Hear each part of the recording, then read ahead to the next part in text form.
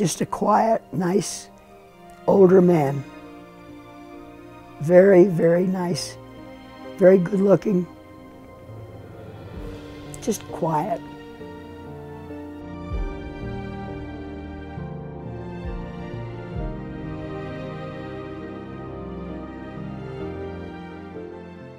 Men like Wyatt Earp, they shot their way to heaven. That's how one of Earp's friends described the man who has become synonymous with the West itself. Even if he didn't shoot himself into heaven, he certainly shot himself into history. Wyatt Earp would become a legend, the subject of books and movies for a gunfight in Tombstone, Arizona, and the vendetta he conducted in 1882 to eradicate the outlaws who maimed one of his brothers and killed another. He would again emerge in the midst of a national controversy in 1896 when his decision in a boxing match caused enormous controversy. Through the final 3 decades of his life, Wyatt continued to be a source of public interest. Newspapers would report his comings and goings, a mark of his celebrity. He was famous in a time when fame did not have the trappings of today's society. Long after the gun barrels cooled from the fight behind the OK Corral, Wyatt and his wife Josephine would wind up in Los Angeles, senior citizens struggling to survive on a small income. It was not all that long ago that Mr. and Mrs. Earp visited friends or would share an ice cream with a child. There are those who remember their footsteps echoing through their house and walking next to them on the street. These are the voices of those who knew the Earps and who remembered them, sometimes fondly, sometimes not. What's your remembrance of when you first thought, gee, this is a famous person? Maybe not famous, but a real Western hero of some kind was when I knew that he was Mr. Earp from Tombstone, because we knew the story of Tombstone and the famous fights down there. You know, you'd hear that. But it was when I met him, I guess at Grandma's house, when they were there, because they would be like family gatherings, and you know, a child is on the outside listening in. But I didn't know he was that famous. I just knew, oh well, he was a lawman from Tombstone, and that was big Western stuff. Do you remember, I'm duty bound to ask you if you remember the first time that you were ever introduced to either Sadie or to Wyatt, and how that came about? And what might have been said? Would they have said, this is the famous lawman and my friend, or this is Mr. Earp, or how did you happen to hear about his importance? Coming to Los Angeles on the train, Grandpa picking us up in the touring sedan, coming home, just coming home, and if they were there at the house, I guess we were introduced. But if they were friends of Grandpa's, it was just Mr. Earp, that's it. But I wouldn't remember, I just know that they were there. But nothing special. Do you recall how your grandfather, Charles Courtney Welsh, met Wyatt Earp? The story about that?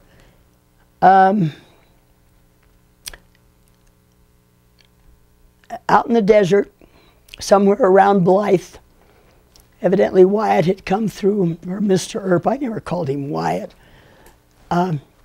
came through, and they met somewhere over in that area, because my granddad was a cattleman, but he also was in charge of the Blythe estate at Blythe. Actually, the first man to grow cotton in California. And they became acquaintances and then friends, and they just stayed that way all the time that Mr. Earp was going to and from San Bernardino. Why, he'd meet my granddad, I guess, is the way I heard it. And did they have any dealings together in Alaska? From what I heard, with Sadie not allowing the Welshes to be mentioned in the book Mr. Flood was writing, it wasn't just Jack London and Wyatt Earp who went to Alaska. It was 3 of them, including Charlie Welsh. It was a standing joke when my Aunt Stella would tell it about Grandpa going to Alaska and coming back with 2 army blankets. That was a standing joke in the family, away from Grandma's ears. Always away from Grandma Welsh's ears. The story always was that Jack London made sure there was a half a hole full of whiskey, and my grandfather brought a bunch of beef, and it must have been in barrels, probably salted, is the only way I could figure. And they were going to open a bar and a butcher shop in Nome. And he came back about a year later with, all he had were 2 army blankets, and we used those for years on our beds. Those guys must have gone up there and stayed drunk for the whole time they were up there. By those guys, do you mean Wyatt Earp included? Well, he was with them. I don't know whether he did or not, because Sadie followed him up from what we understand. But Jack London, yeah. And my grandfather, yeah. I would say, yeah, they had that kind of a reputation. And they had fun, I guess. Who was it that bought the blankets? I don't know whether they bought them or not. You don't ask a couple of men that go up and I guess... Well, my question was, were they used by Wyatt? I doubt it. Yeah. Okay. I doubt it. My grandfather came back with 2 army blankets. It was a family joke because where the heck had the money gone, or where had the meat gone? Where did the butcher shop and the bar go? They just went up there and had a good time. Caroused around. That was it. Do you ever remember anything that Wyatt Earp talked about? Did he ever talk about old Tombstone days? No, that would have been over my head at that time. I just knew that he was a famous lawman, and we knew about Tombstone, you know, from listening to talk. Because as all kids, you know, we had big ears. But people, your family members did talk about it and did mention that he was a famous lawman? I don't know, but I found out. I knew about it. I think we found out a lot from my Aunt Stella. If you would you please describe how you recall Wyatt Earp looking and how he looked? When you look back in your mind, what do you see? Mr. Earp, he was such a nice gentleman, soft-spoken, very polite, very gentlemanly, like the cowmen of Old West, I guess you'd say. At least that's what my dad would say. And he, when we take walks, he was tall and straight. God, he was straighter than a soldier. He was so... And I'd walk between he and my grandfather. My granddad was ambling along. But my granddad had the littlest feet. I happened to think about it. He only wore about an 8 shoe. And we'd go walking. That was the big deal in the afternoon, is to walk down West Washington, go down to the fire station, visit with the guys, come back to Harry's drugstore at 7th Avenue in West Washington, have a chocolate ice cream soda, come on home. And that was a big afternoon. Always between these 2 tall men, because my grandfather was a rather tall man. He was close to 6 feet. Were they both holding your hands? Oh, sometimes probably, but I was pretty independent. I didn't always like to be holding hands. I was a rather independent child. When you were walking with Wyatt, what are your remembrances of those walks? 2 tall men just walking down the street. I don't know, talking about what. If you were 9 years old, do you remember what people were talking about then that you walked with? How about the quality of his voice, though, the sound of his voice? Just a nice, soft voice. It was soft. He never appeared to be raspy or yelling. Was not a deep voice? No. An ordinary man's voice, sort of. That you'd think, like I think in terms of my dad's voice, which wasn't basso profundo, it was a good man's voice. Maybe it belonged to a baritone. All I can think of is in terms of music, a nice fluid voice, because it never seemed harsh in any way. Even Grandpa's voice wasn't harsh.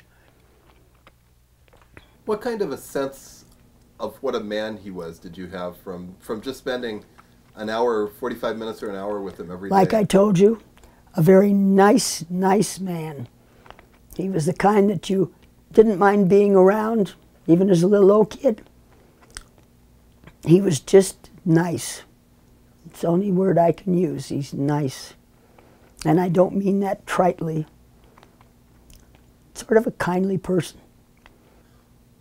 When you saw him around your family, did you find him talkative, or was he quiet, or how would you describe him? Quiet.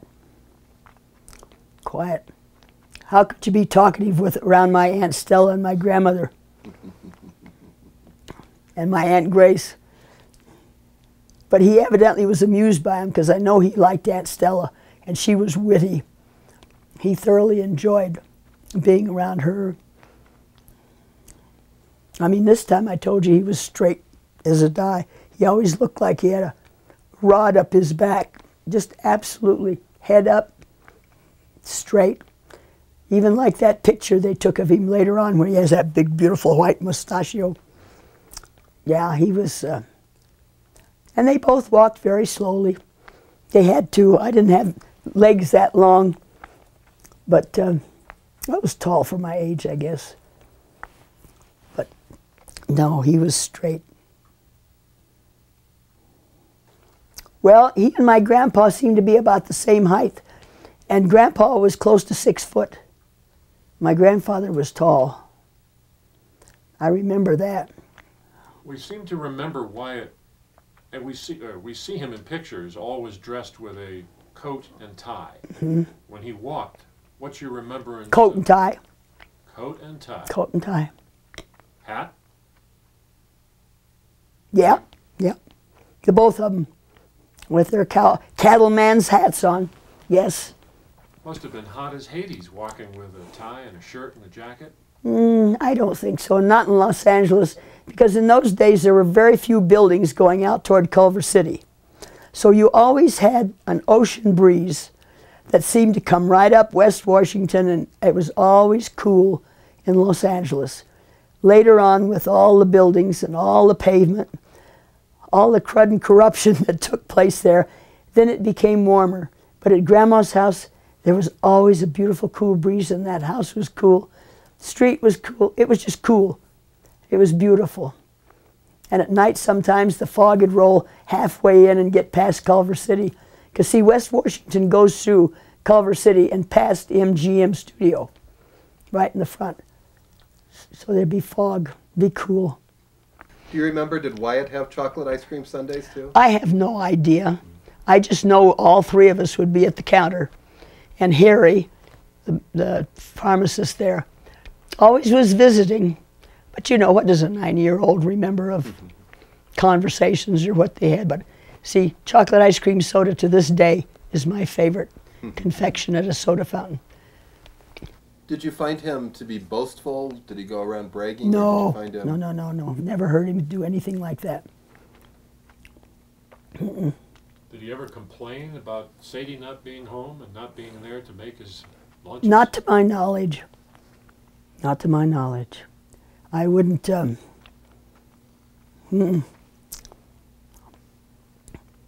He probably got tired of living off the Welshes, but I never heard anything said by him. If anything, it would have been complaining about her. The family blamed everything on her anyway, which was probably the right way to go. So you never heard Wyatt complain about her or say anything negative? Never,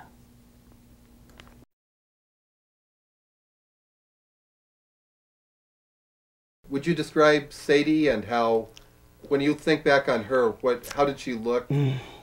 She was a dumpy little woman, if you know what that means. Dumpy, short, sort of, I guess, too much food or something when she had it. But Now and even though, and apparently her earlier good looks in life didn't help her later, because, as you put it, she was a dumpy woman. yeah, she was a dumpy little woman. I mean, sort of bloated, like puffy. I don't know. She was just plain ugly. Would it surprise you to learn that another intimate of Sadie's described her as, one, being a marvelous cook, and two, having expressive, radiant eyes. And I don't know what all she ever cooked, like Aunt Grace said, hot dogs or scrambled eggs that she swiped. Maybe she was a good cook, who knows? But I don't know. We never had anything she cooked. She could have bought it anyway if she could have cooked it. She never had the money for it. And expressive eyes? No, I don't think so. Maybe they caught her when she was getting glazed over or something. I'm sorry, but she didn't impress me very much, even when I was a kid. Who knows? Maybe she changed when somebody took care of her. You know, it can happen to people.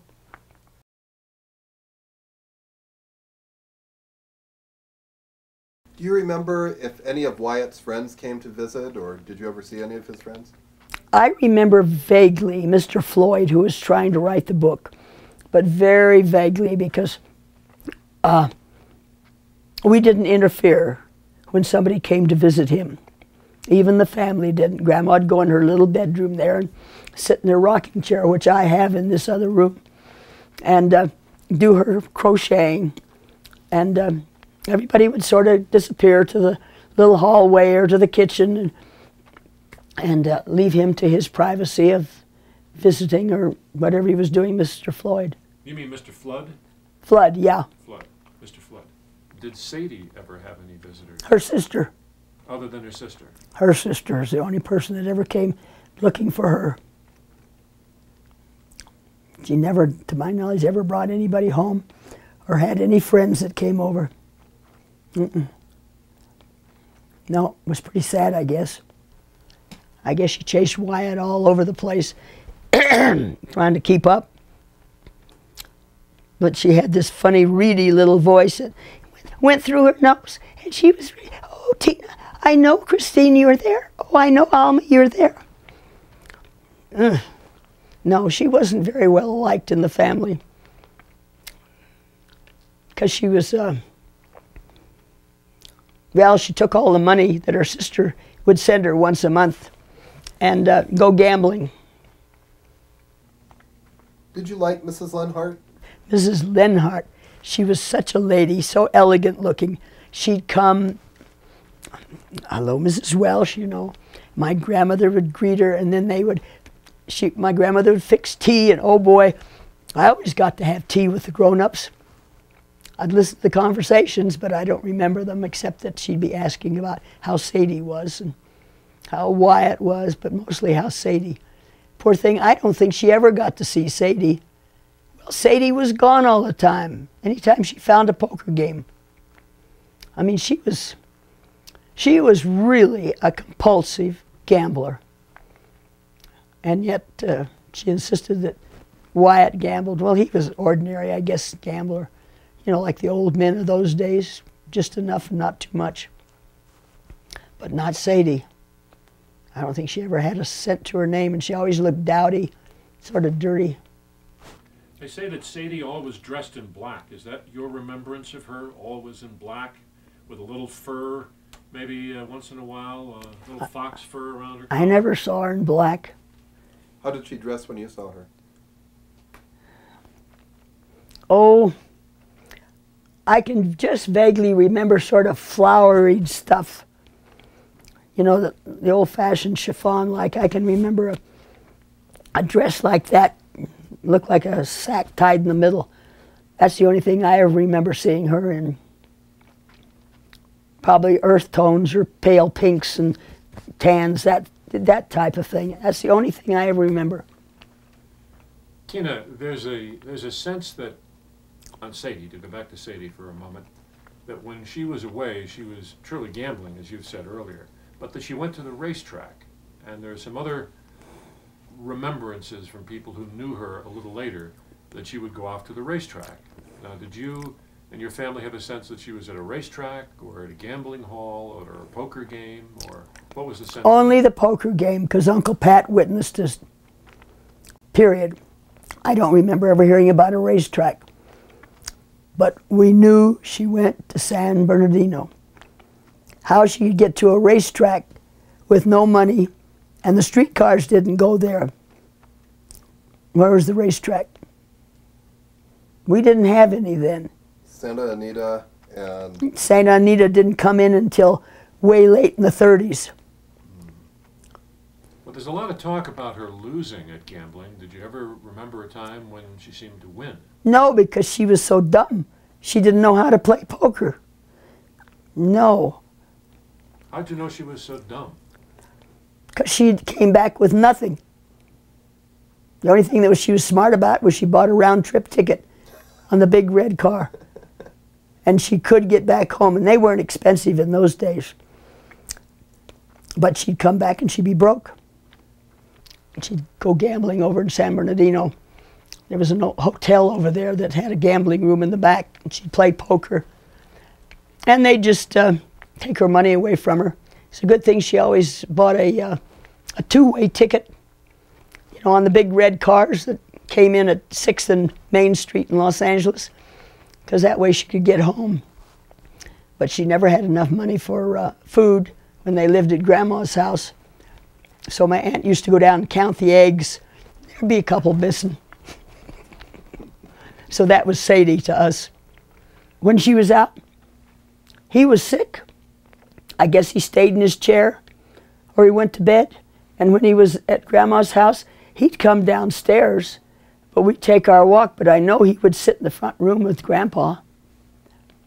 And I don't know what they talked about, because by that time I was probably outside or across the street playing with Mary Rife, my little friend. Was it the gambling that turned you off on Sadie? Well, I was just a kid. I listened to my family. It turned them off, so as a 9-year-old, it turned me off. But I had listened to it, and then when, when she would come to our little place in the court and start begging, then I understood what she had been up to, and then I knew why I didn't like her. Did you ever hear Josephine called Josie, or was it always Sadie, or what did She was called Sadie. I don't know, I think she was trying to maybe disassociate herself from the dance hall girl that she apparently had been. And even her sister, that lovely tall woman that used to come down every couple of months to see how she was, called her Sadie. She was Sadie because she was Sarah Josephine. Did Wyatt always call her Sadie? Always. And like Aunt Grace said, I'd forgotten about him hollering, but he'd holler at her. How? Tell us about it. I don't know how it was. It just, every once in a while we'd hear him from upstairs, Sadie. But my Aunt Grace is the one that told you about that. Yes. And Aunt Grace was always nosy, so she always knew what was going on. She was just young enough to really go after it. I was just young. Did Wyatt and Sadie get along well? How did they get along? I don't know. When she was there, I guess they got along. Did they seem affectionate? Did they... No. No, I never saw any display of affection. I don't think it was part and parcel of his makeup. It just wasn't done by gentlemen in those days. I think my dad is the only one I ever saw be affectionate, and that was just his way. Never smoking a pipe? Mm-mm. And I would have noticed that because my dad was a pipe smoker, and I loved the smell of my daddy and his pipe. Yeah, because when I was about 3, my mother said he came home one day, and I had helped my dad, because you folk your daddy's pipe, and I'd scrubbed them all out with soap and water. My mother said, she said, I had to tell your father, don't you lose your temper. Don't you dare lose your temper. But your daughter just washed your pipes. I guess my dad was about ready to blow his head off, because he had about 5 or 6 pipes. You know, he always had her. a case for them. Did you ever see her drinking alcohol? Did you ever see Wyatt drinking alcohol? If they did, it was the custom in those days that the gentlemen go to the kitchen, and if they had a drink, they had it there away from the women. Who told you the story? How do you know that she went to San Bernardino to gamble? My Uncle Pat, my dad's youngest brother. That's Pat Welsh. Pat Welsh, yeah. He worked for Baker Linen. So he was at these hotels selling them their linens for beds, you know, sheets, pillowcases and that. And he'd see Sadie because naturally she lived at the house and so did Uncle Pat. And he'd come home and he'd say, she lost it all again, you know, because he was helping to support Grandma at that time. And he'd actually see her in playing the games and things Oh, like that? heavens, yeah. She didn't know anything was going on, and Uncle Pat would see her. So it was it was a standing joke at home. Guess when Uncle Pat had come back, he was just a young man at the time, because he was born in 1900, see. So that would make him, what, 27, 28 years old? I guess 29 at that time. Yeah. So you would come and spend time with your grandfather and with Wyatt? You'd come and spend summers there? During the summer. Right. Because every summer, my dad put us on the train minute school was out in May, and we didn't return until the day before school went back in over Labor Day. We stayed at Grandma's all summer long. Because Needles was, at that time, anything from 116 to 120 in the shade. And not only that, there was no air conditioning in those days, Right. except a fan that just all day and all night long went back and forth. And that was hot sleeping. What year, now tell us how Wyatt Earp came to live with your grandfather. Well, he didn't live with Grandpa. He lived at their house. Right, right. They came to Los Angeles and they were broke, period. So they were offered the room upstairs, I guess, for a minimal sum when they could pay. And that was that room that I think you now have a picture of the house. Yes. It did have a toilet and a basin up there, but it was up on top of the house. It was a nice room. You could see all over Los Angeles in those days. You could see the new City Hall from there, even out in the porch. Wow. It was, well, West Washington, 18th Street. That was pretty close to downtown, actually. And it was the old-fashioned type house that the kitchen was as big as the dining room. And the kitchen was as big as this front room, but square it off. I dare say that thing was about 20 feet square. And then, of course, we had the big dining room that was typical of those old homes, the big living room. And the court on West Washington was very close to the motor court where the Earps were living, correct? No, it wasn't. It was on West Washington. West Washington's 19th. Okay. Grandma's house was 18th Street. Clear across the schoolyard part was 17th Street. And then where the red cars ran, the little red cars, was 16th, or Venice Boulevard. So it wasn't that close. That's where it was, about Washington and 18th? They lived on West 18th Street. Washington was 19th, so they lived near what could be said was 9th Avenue, because at 8th Avenue was the big ice cream bucket. They sold ice cream, and it was a huge bucket that had a handle that went around. Wow. And we used to go down there to get ice cream. But, yeah, because 18th Street only ran from Bronson to 8th Avenue. Yes.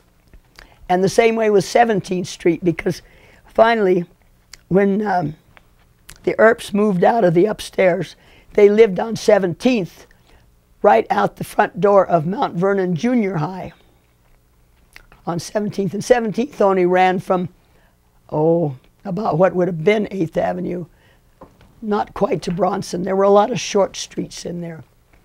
But that's where they lived, in that funny little one-room apartment with a pull-down bed and a curtained-off kitchen and one little tiny bathroom. But that's where he died eventually.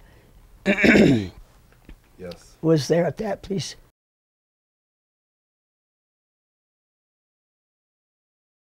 How did it happen that you were taking lunches to Wyatt? When we lived in the summertime in Grandma's house. And that was when? 1926. Okay, 26, 27. And that's when I'd take it from Grandma's house, because by that time the city had condemned all the houses along there because they took it for the Mount Vernon High School playground, and I think they added extra buildings to it later on, because I know they moved the house because it was a good house. But while the house was still there, that was when I used to go out the back fence, and they'd watch me cross the playground to go to the little 17th Street court to take him his lunch. That was a daily ritual. I went out the back fence. There was a board missing. Grandma and Aunt Stella would be out there watching me. Or if my mother was home, she'd be watching. Cross the Mount Vernon playground, which was just dirt. Go clear over to the other side. Go into the little court. And I guess I knocked on the door. I don't know. But I know I had to open the door to get in and take Mr. Earp his lunch and sit there and wait for him to finish. And I'd sit on the ottoman. I remembered, that was the only other chair in the place. But I'd sit there and wait for him to finish eating. I might be there 45 minutes maybe. And then I'd start back across the playground, and Aunt Stella and Grandma would have probably timed it, because here they were peering over the fence or through the break in the fence. And I'd come running back with the utensils that he had used. And that was just normal daily routine. Every day you'd take lunch to Mr. Earp. When Sadie wasn't there, I guess she had to be there maybe on a weekend or something. But I remember during the week, I took his lunches to him. Whatever the family had, he had. He was always pleasant, so I think he was glad I was there with food. But I know that in eating, we were talking and visiting. He always seemed pleased that I came by. I think it's because he was hungry and he wanted company, and there was not a soul there. She'd come home at night, maybe, and that was it. She'd leave in the mornings and come home at night? Sure. She had to get, the red cars were on a schedule. You had to catch one to San Bernardino certain times, and I guess she wanted to get to the gambling early. It was just one of those things. Now, who was it that made the lunches that you took to Wyatt? Grandma and Aunt Stella. They were the ones that would always be in the kitchen preparing everything and anything, and they would prepare his, whatever I took over for his luncheon. Why did they decide that they wanted to go to all that extra effort to feed Wyatt? I don't know. They were kind people, and they liked Mr. Earp. They just liked him, because they would do anything for Mr. Earp, but not her. Not her? Not her. They didn't care whether she ate or not. Well, because when you have somebody that's a beggar and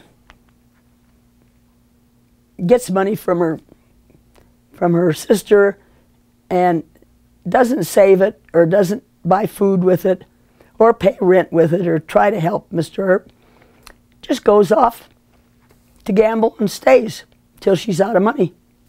And that's it.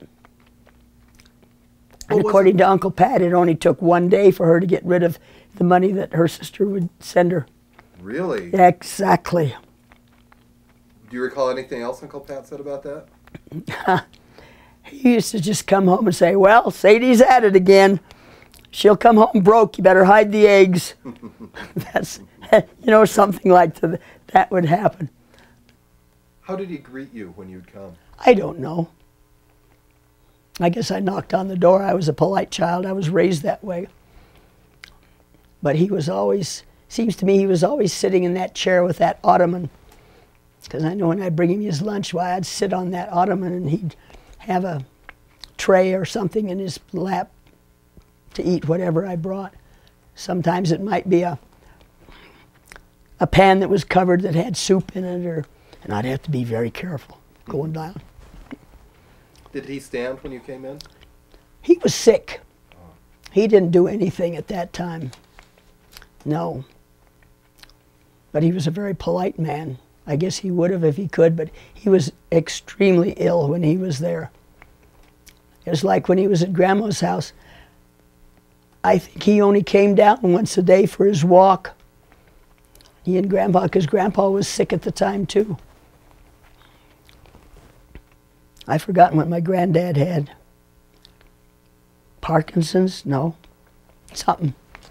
I don't remember. But I know he was, later on, was sick in the back bedroom. But were there points when Mr. Earp was feeling better and he was healthy and getting around at different times that you saw him? Well, to take the walk. Okay. That was, I don't know, it seems to me that it was 2 or 3 times a week that we'd take that walk.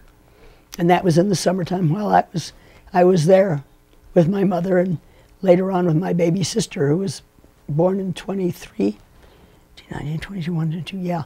She was born in 23 October.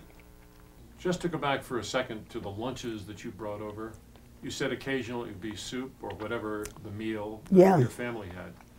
What kinds of things do you remember bringing over other than the soup? I have no idea. Whatever the family ate, that was what was taken over to him. You had to get it there before it got cold, I would expect. Oh, yeah. Uh-huh. Uh-huh. And, unless it was a sandwich. Once in a while, I knew there was a sandwich there because it would be on a flat, maybe paper plate or something. Did Wyatt seem to eat quickly or rather slowly? Well, our visits used to last about an hour. So we must have visited and he must have eaten slowly. You know, a sick man doesn't eat fast anyway. And he was very ill then, really. How did you know that he was ill? He looked ill? Did he complain at all? No, but the family said he was ill, and he stayed in the chair, or when he was at our place, he was in bed most of the time. I think he stayed dressed over there, that place, because he was alone. You know, and what if he have to get out? The house, the room at the court, the motor court, would you describe it as small or dingy or cramped? Or how would you describe it? Small, like I told you. All I ever remember was that big, easy chair with an ottoman. I don't remember seeing another chair in the place. He didn't get up and go to any table. It was just one of those little utilitarian, large room-like affairs. I don't know what it would cost in those days. It would be about as much as a hotel room, you know, 50 cents a night, something like that.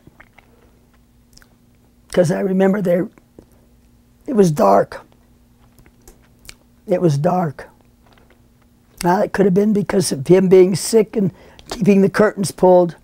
I only remember one set of windows, but it was dark. I could still see that. Do you remember anybody else bringing lunches or dinners or meals No. or taking care of the Earps at home? No, sir, not a one. I just, maybe they didn't like her. Maybe she drove them away, like she did the writers. I mean, they were so disgusted with trying to write that book, I guess, that people probably gave up on her, because I don't remember him ever having any guests over there, any visitors for that matter. Did you have much contact with Sadie during that time, or did you just not see her during the time? I only saw her when she'd come home to Grandma's house. But I mean, when they moved over to the motor court, and you were taking the lunches. I have no, well. Did you ever see her, or was she just?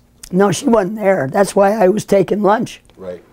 Because if she'd been there, she was feeding him lunches. Was like Aunt Grace said, the only thing she knew how to cook was hot dogs. I didn't realize that, but I guess it could be sure if she stole the eggs to fix him a little scrambled eggs. Why, that would be the next thing. At least hot dogs were about 10 cents a package, see, for 8 of them, I think it was. Were they both holding your hands? Oh, sometimes probably, but I was pretty independent. I didn't always like to be holding hands. I was a rather independent child. As you think back on it now, there must be kind of an interesting sense to recall that 70 years ago, 75 years ago, you were walking down the street between Wyatt Earp and your grandfather, and that here's somebody who would go on through later years to a degree of fame that probably seemed incredible. I mean, yeah, it is incredible. Because, you know, here's this little kid from Needles. Gee willikers, I knew Wyatt Earp. And you know, all you have to do is say that to somebody that likes stories about the West, and they say, you did? Like the youngster across the street that came up with his uncle. I guess he's 17 now. I said, hey, Nick, you want to touch me? He said, sure, Tina. And I said, you know what? I knew Wyatt Earp. Did you? He said, you did? I said, yeah, I was just a kid. And Nick said, wow, I think I better buy the book and learn to read, because he has an awful time reading. But that from a youngster. They've read Western stories, so they know who Wyatt Earp is. As time's gone by, well, you weren't in the United States during most of the 50s, but when you saw things like the TV show or the movies, how did they hit you? Did you ever think about it? If you wanted to hear something funny, you should have heard my dad and I sitting together watching those. And my dad would say, my God, they're running the fat off of those cattle. You don't ever round up cattle and run them. You let them walk at their pace, otherwise you lose all the meat off of them, all the fat. And I'd say, how about this one, Daddy? He said, God, he'd be dead before he hit the ground. Because my dad was of the old school. And my dad was a good hunter, too. And we'd sit there and we'd make fun of those pictures. And especially when they'd put the flat hat on Wyatt to make him, you know, look romantic. They always wore 3 pinches. The old timers, you always see the hat straight up. And the other gentleman that was with you asked me if it was 2 in the front or was it you? 2 in the front, 1 in the back. And I was looking at Uncle Press's picture, and the pinch fixes it so there's 2 right over here in the front and the ones in the back. But they just used to take their finger like that. And they always wore the 3 pinches. That was just automatic. Do you remember what kind of hat Wyatt wore or anything like that? I know that he and Grandpa wore the same style hat with 3 pinches. They were those light, a little darker gray than that hat over there, just a shade grayer. The good old Stetson color that's down a little bit. And not too big a brim, just right. What were your family stories about Sadie's activities, possibly, and beyond singing and dancing, possibly in prostitution? The only thing I ever remember hearing was that she was a dance hall girl in Tombstone. But about her time before that, I don't know. But I know the family knew she was a dance hall girl in Tombstone, so they assumed that she was a loose woman and latched on to Mr. Earp and hung on for dear life. That's all I could get from the family at that time. Do you remember who said that? Oh, it was just general conversation. Aunt Stella, Aunt Grace, Grandma. My mother didn't know too much about it, but she learned because conversation would get in that direction every once in a while when Sadie would, I guess, steal too many eggs. But no, that was, maybe that's why they disliked her so too. Because, well, you get into a moralistic family, especially Grandma Welsh. Ay, Dios mío, you know. Huh? And she'd rear back that little 5 foot, well, she was 4'11", I guess. She'd rear back, and boy, you better get out of her way, because if she didn't like you, that was it. There was no ifs, ands, or buts about it. And she couldn't stand Sadie. She couldn't. That's why I say I use that word. We have to look it up. But what she'd say, cochina. She'd shake her head at her and tromp on in. She was slightly crippled from arthritis in her knees, and you'd hear those heels, but she always wore heels, hear those heels tromping into the kitchen. And that's what you would hear when Grandma would say, ay, cochino. That means you dirty pig, sort of. And Grandma just wouldn't have anything to do with her. She had to put up with her on account of Wyatt being upstairs. But that's all I heard was their reaction and the nasty little Spanish words they'd use when they'd refer to her. From your recollections, do you think that Aunt Stella believed that she was, as a showgirl, she must have been a prostitute, or do you think there's any more to that? As I said before, between my grandmother and my Aunt Stella, they just absolutely figured they knew that was so, and that's the way they didn't treat her very well on that account. Sadie used to take food from the family, you said. Eggs. Yes. Because she could scramble eggs in a small frying pan up there. Cooking anything else, no, on the hot plate was impossible. But she'd steal eggs, pardon me, she'd borrow eggs, let's say it, put it that way. But my Aunt Stella would count them every day. She wasn't a moocher, she was a moocher. Anything she could get, she took. I mean, anybody who goes down and steals out of somebody's icebox, and Grandma wasn't rich. She was living on a shoestring and what Uncle Pat brought home. And she didn't have anything to give in return for what she was taking. I wonder why somebody in the family didn't go to her and say, look, you know, you don't really need to steal those. We'll give them to you. It wouldn't have made any difference to her. There was no fineness to her. There was nothing that was, I don't know, maybe she'd had to grub for her life for too long. But she just take, give nothing in return. What did Wyatt give in return? He was just a gentle man, and he tried. He evidently tried, because why else would my grandmother, who was very, she was against anything and everything that wasn't straight up, and she liked him. And Aunt Stella, of course, she loved the men that were nice, that liked her, and he liked her. He liked Aunt Stella because all the men did, because she was witty. And she was knowledgeable.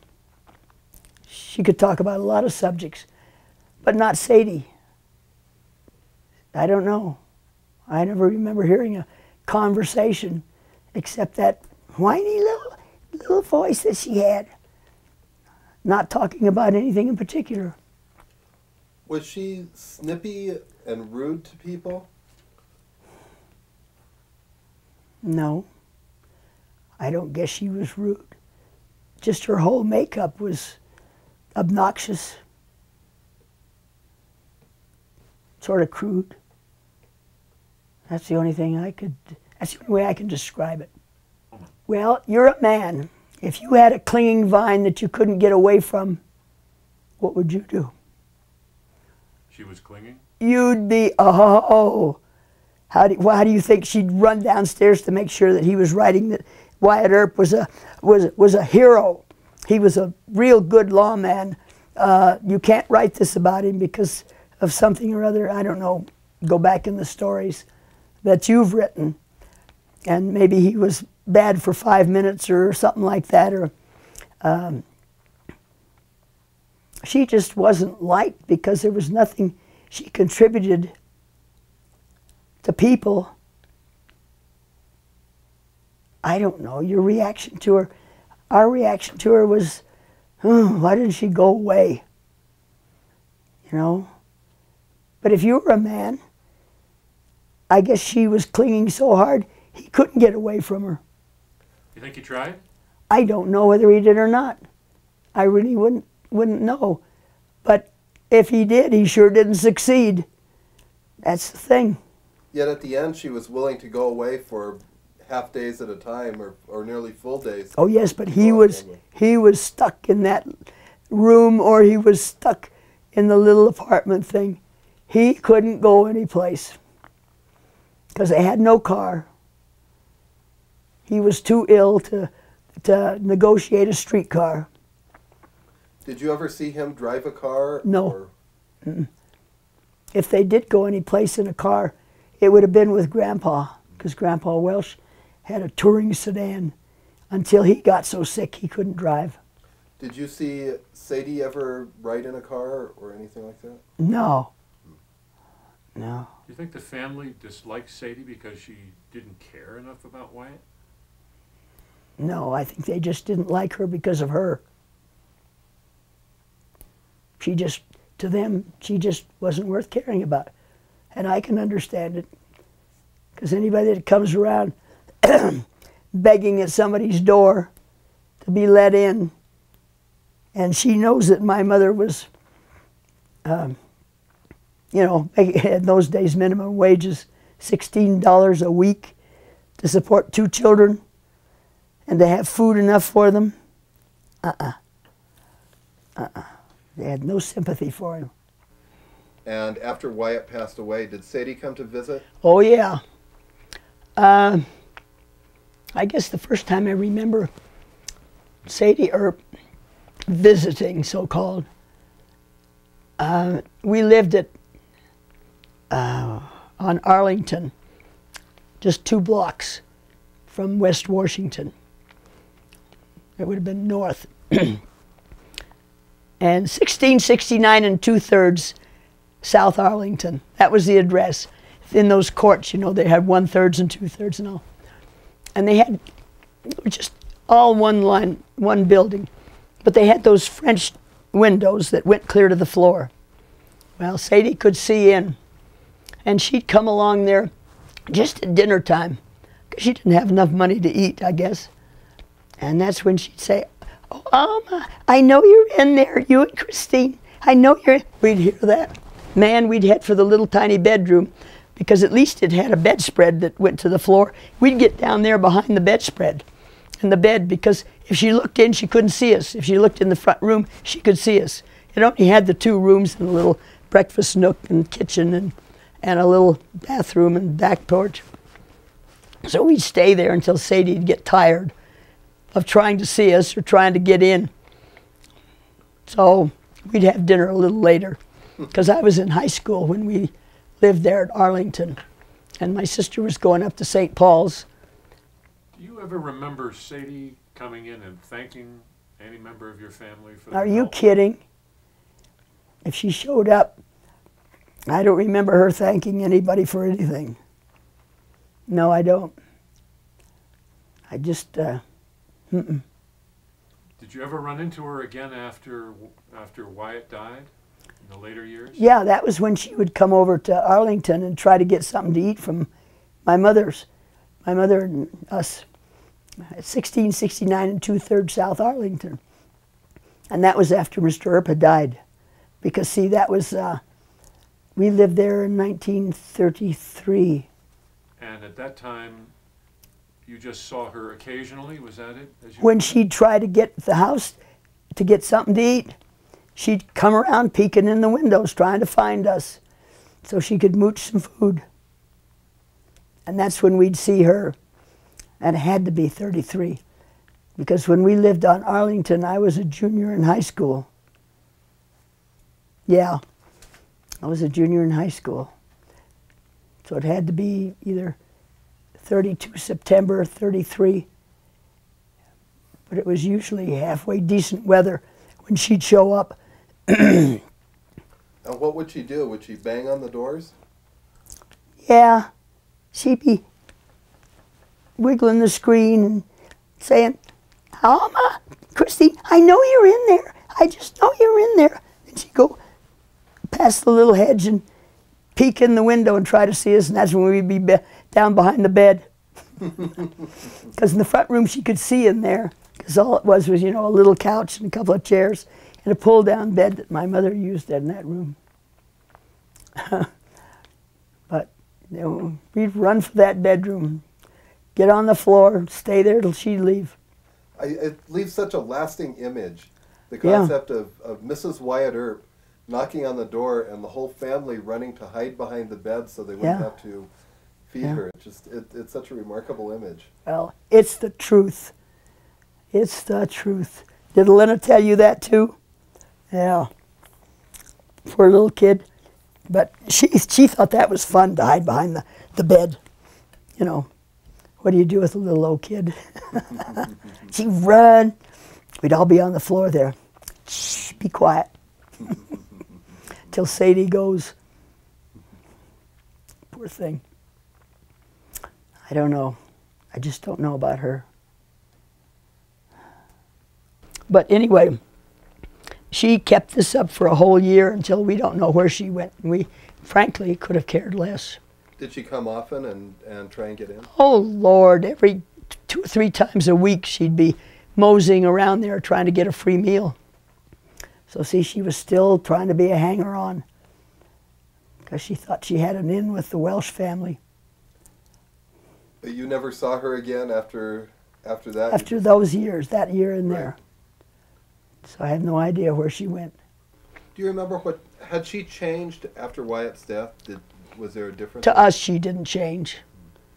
She was still a moocher. And I don't know how she got the money. I don't know where she was staying, because her sister used to bring her or send her that money once a month, give her a little pittance to live on. But that's the only thing I know. After Wyatt's death, when she came to visit, did she look did you ever let her in? I mean, did she ever come in? Oh, once she caught us when we were there, so we had to let her in. But I don't know. My mother probably fed her feeling sorry for her. But boy, after that, we sure didn't. Because my mother only made $16 a week working, selling hose at one of the stores down in downtown Los Angeles. And that was during the Depression? Yeah, it sure was. Yes. After the banks had been closed. So she knew how to manage. We never realized we were poor, like they say, because we had plenty of food and a roof over our heads. But it became less food if Sadie happened to visit. Sure. Yes. You had to split it 4 ways instead of 3. And you never found out where she was living or anything during those times? We never cared, really, to be honest. So why find out? Was there any talk about whether Wyatt and Sadie had ever had children or wanted children? Oh, no, they never had children. In fact, they didn't even know whether they were really married or not. Oh? They always assumed she was his common-law wife because he never said he was married.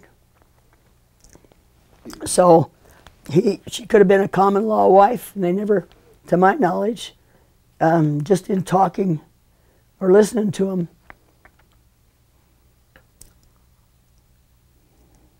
there was, the family never thought it was true that he was married to her. Now, did you know where Mr. and Mrs. Earp went during the winter? Was that something that was talked about? Okay. Except when they went back to the town that's named after them, Earp, they, I know my dad said, hell, they didn't have a pot to pee in down there. He says, Papa grubstaked them so that they had something to live on. That was the old words of grubstake, you know, get them started. Because they lived in a shack, is the way my dad put it. They lived in a shack in Earp. Now that was rough lumber, and if you've ever seen anything out in the desert that's made out of rough lumber and it's got one room and a stovepipe sticking out, that would be a shack. Because my dad had been all over that part of the country too with his dad. Was there any sense that Wyatt was somehow famous? That Wyatt had some degree of celebrity? Yes, because of Mr. Flood coming there to want to write a book. And every once in a while, somebody from Hollywood might stop by. Not very often. Really? Do you remember any of them? Or anything No. like that? What was it? William S. Hart? I think maybe he might have come once or twice, but I don't remember who they were. But once in a while, there'd be some man, and you cleared the way so that they could go up the stairs and go visit with Mr. Herb. Wow. But that... What was so special about Mr. Flood's coming? Why was everybody... Because he was going to write a book about Wyatt. And Sadie was, well, Sadie would try to change it downstairs. I want to see what you wrote. She wanted to make him a big hero. Not the truth. And Mr. Earp used to get mad, and that's when Aunt Grace told you he'd holler down the stairs, "Sadie, shut up." Well, that must have been very true, because if my Aunt Grace, she was nosy. She was always around when something was going on like that. But no, he came quite often to interview him as much as possible to write a book. But the book, I've read it. It wasn't worth a darn. It was all hero stuff and whatever Sadie wanted. And you said that Sadie was always trying to rewrite the story downstairs. What was your family's understanding of what the real story was at the time? I think they knew more about the real story than anybody did, especially since my grandpa had known him a little longer. From the time, I guess they were friends when Grandpa was down in Blythe, and that had to be somewhere in the 1890s. I just know they would be disgusted, and you'd hear, "Ay, Dios mío," oh my God, Why were they disgusted? Well, they knew a little more about Mr. Earp than and what Sadie was trying to do. And Grandma, I know one of the things she used to say, "Oh, cabrona." I don't know exactly the meaning of it, but we heard a lot of Spanish words that were used. It's interesting that there were so few friends at the end, and then all of a sudden, when he passed away, there was this huge outpouring of affection from his old friends and from the movie people that he'd met along the way, and all of a sudden... They might not have heard about his death at the time it occurred. Right. Because I don't remember hearing a phone in that little apartment they had. I mean, the funeral, though, drew such great attention because as he died in this small one-room cabin of an apartment, and then a few days later, he was having a funeral, a large funeral with Hollywood stars in attendance. Well, and they said his pallbearers, they had to be honorary pallbearers because he was already cremated. Right. There's no way. I saw that part of it and I thought, they'd have to be honorary pallbearers because my mother and my Aunt Grace witnessed his cremation. Why was your family there to witness Wyatt's cremation? Because Sadie asked my mother if she'd be one of the witnesses to the cremation. So with that, my mother, of course, asked Aunt Grace. So they were the ones, since they were friends of Mr. Earp, and they were Welshes, they went to, what is it they call, witness. You had to have a witness for the cremations. So they were the witnesses. And they were surprised. They thought they'd get to see the whole thing burn up, and all there was a little tiny hole that they could see through, and they had to sit back and watch until they were told that he was consumed. I guess that's the word for it. But that's why they were asked, because she had no one else to ask. I guess at that time, the Welsh family were the only friends.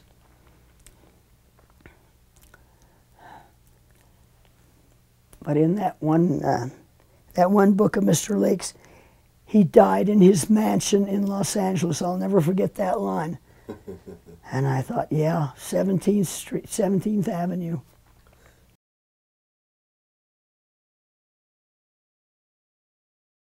Are there any other times that you think of the Earps other than interviews like this, or when Casey calls you, or when a historian calls you? And I mean, or is it just something that's not part of a very important series of events in your life? Yeah. Didn't even think of it until I got a call from Casey, and I thought, huh, jeepers creepers! They think I'm famous just because I was a kid and knew him. That was the first time that it ever occurred to me, except. The old books that I had read, when they didn't mention my granddad, she wouldn't let it be known because she didn't want the truth to come out about them living there for practically nothing and having my grandmother have to feed him. So that used to make me a little angry when I got a hold of the book about Mr. Earp. That's the only thing that got me angry, was why didn't they mention my grandfather?